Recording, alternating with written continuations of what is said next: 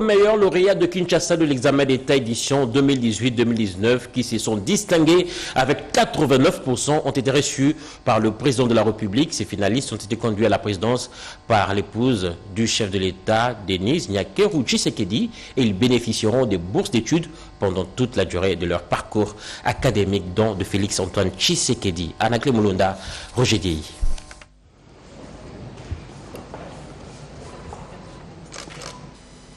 Encore une démonstration de magnanimité du président Félix-Antoine Tshisekedi envers des lauréats des examens d'État 2018-2019 et son attachement à l'éducation de la jeunesse congolaise. 4 finalistes, dont 2 filles et 2 garçons, qui ont obtenu leur diplôme d'État avec 89%, ont été conduits par la distinguée première dame de la RDC, Madame Denise Nyakeru Tshisekedi, auprès du président de la République, chef de l'État, Félix-Antoine Tshisekedi.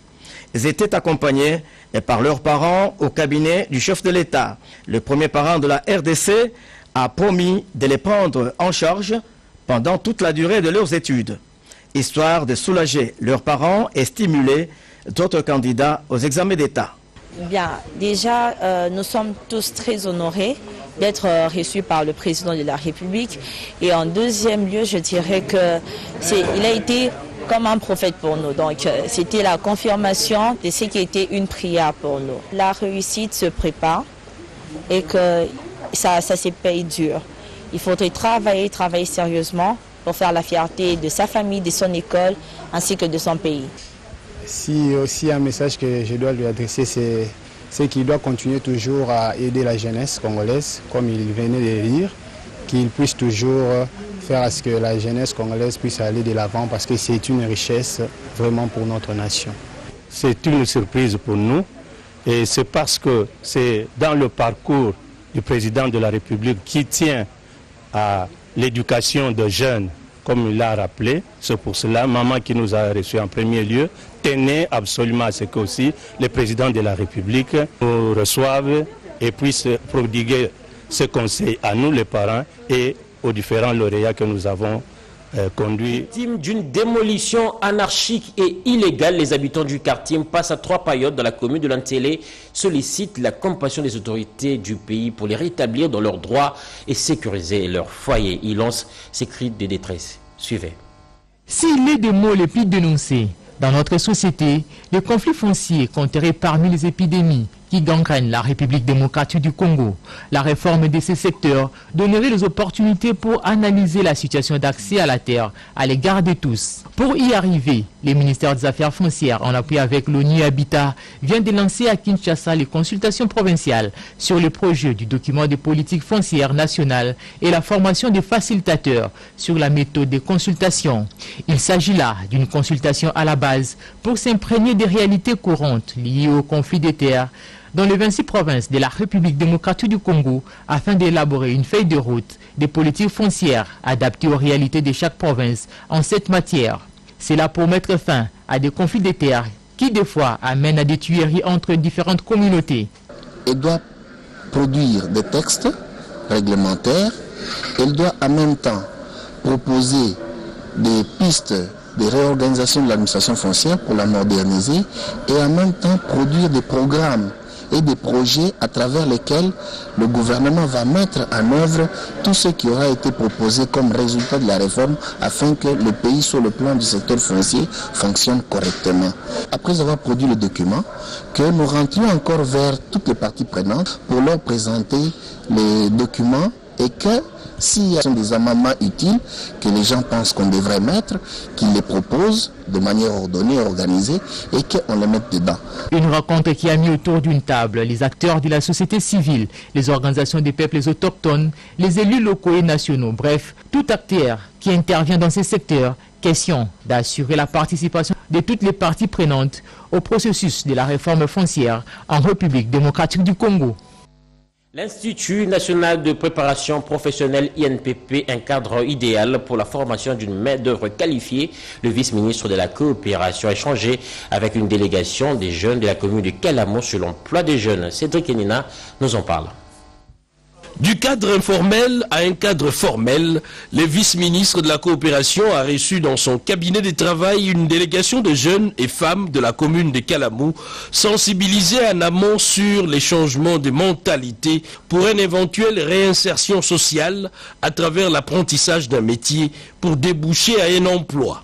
Le tout pour mettre fin à la délinquance juvénile galopante dans la capitale. Auparavant, nous savons tous que les politiques se servaient de nous. Et aujourd'hui, nous sommes honorés de voir que M. le ministre veut être au service de nous, la jeunesse congolaise.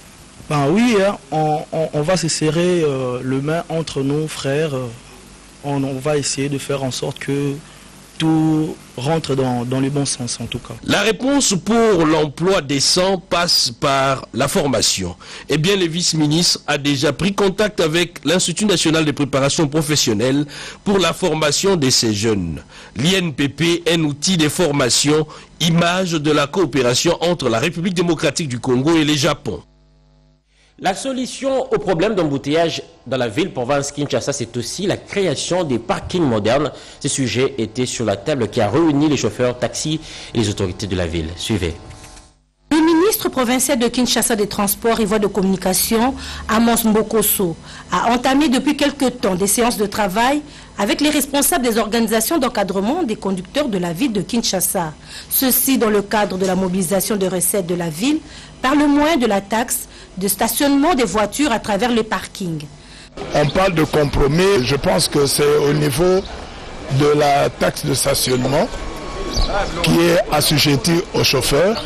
Et le problème se situe au niveau de la répartition, la clé de répartition des parkings. Il s'est agi aussi de trouver des solutions à l'épineuse question des embouteillages à travers toute la ville. Les parties prenantes se sont convenues de passer par la sensibilisation des conducteurs pour y parvenir. Il faut associer également les associations des motocyclistes, parce que quand vous arrivez, vous trouvez d'abord des bouchons créés par les conducteurs, avec le système de noir, quand ils arrivent là-bas, c'est tout le monde qui est bloqué. Et en même temps, les motocyclistes, ils viennent dans le sens contraire. Et ça fait besoin. D'ici le 1er août, une campagne de sensibilisation sera lancée concernant cette problématique d'embouteillage. Santé, l'Union africaine est déterminée à prêter main forte à la République démocratique du Congo pour lutter contre la maladie à virus Ebola. Le commissaire aux affaires sociales de l'Union africaine est arrivé à Kinshasa. Amira El Fadil, à la tête d'une forte délégation, va prendre contact avec les officiels du pays, entre autres le président de la République, et elle se rendra dans la province du Nord Kivu en proie à cette épidémie, nous dit Lisette Mojenga. Après la déclaration par le directeur général de l'Organisation mondiale de la santé de l'épidémie d'Ebola en RDC comme une urgence de santé publique de portée internationale, les partenaires internationaux se mobilisent pour appuyer la RDC dans la riposte enclenchée par les gouvernements contre cette épidémie. C'est dans ce cadre que se situe la visite en République démocratique du Congo de Madame le commissaire aux affaires sociales de l'Union africaine en RDC, Amira El Fadil. Elle est à la tête d'une forte délégation venus prendre contact avec les officiels congolais, dont le chef de l'État, Félix Antoine Tshisekedi Tshilombo, et la représentante spéciale des Nations Unies, chef de la MONUSCO, Leila Zerougi. I'm here on behalf of the chairperson of the African Union Commission.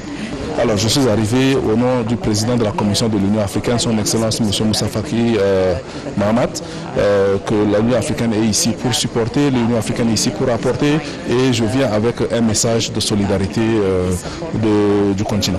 Alors, depuis la déclaration de cette 10e épidémie en août 2018, nous avons déployé des épidémiologistes et des experts sur le terrain qui sont aux côtés du gouvernement, qui travaillent avec les autres partenaires. Et nous sommes là pour appuyer le pays et nous allons continuer par faire ce travail-là afin que le pays vienne à bout de cette 10e épidémie, justement, dont vous avez mentionné. The government of DRC to combat Ebola. Dans cette délégation, on note la présence du directeur du Centre africain de contrôle et de prévention des maladies, le Dr John Kengasong, dont la mission est de renforcer les capacités des institutions de santé publique et des partenariats en Afrique pour détecter et répondre rapidement aux menaces et aux épidémies des maladies sur la base d'interventions et des programmes scientifiques et politiques fondés sur les données. Original.